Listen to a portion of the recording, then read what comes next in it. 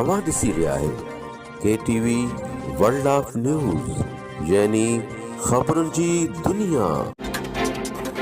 अस्सलाम वालेकुम नाज़रीन, मां आहियां सुधीर अमन खखराणी।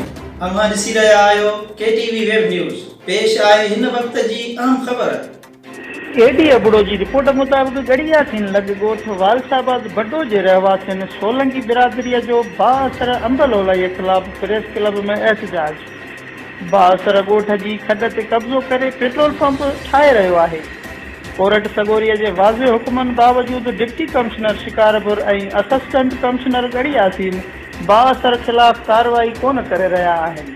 हुननि वधीक चयो त असांजे ॻोठ जो नेकाल वारो खॾो ते बाअसर शख़्स अंबलोलाई कब्ज़ो करे उन ते पेट्रोल पंप जी अॾावत करे रहियो आहे।